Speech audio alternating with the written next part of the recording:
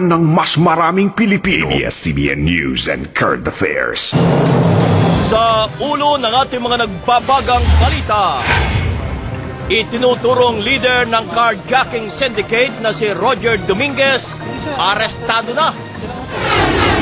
Carjackers umatake na naman sa Makati.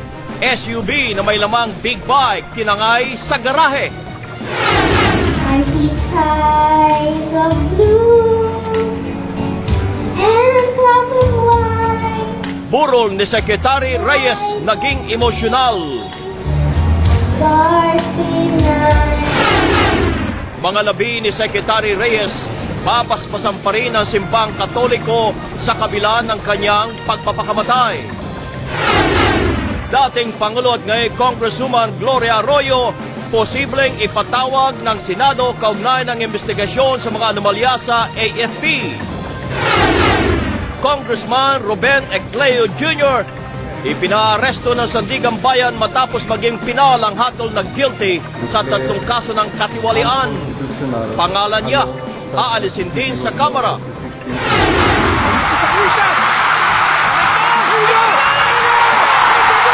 Asal, pinatumba ang pupunan ng Mongolia sa unang leg ng AFC Challenge Cup qualifying series.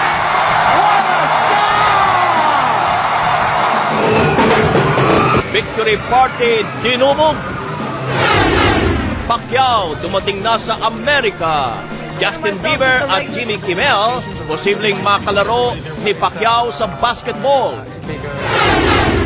Mga binibini nagbabala sa pagsusuot ng bikini.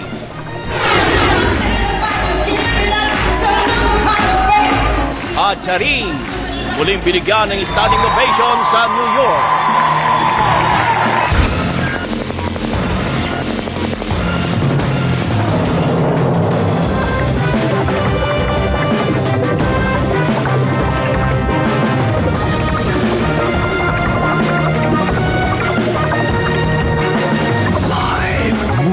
ABS-CBN News Center, Manila. Ito ang TV Patrol!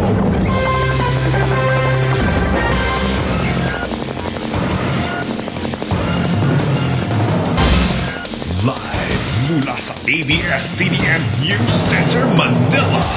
Ito ang TV Patrol!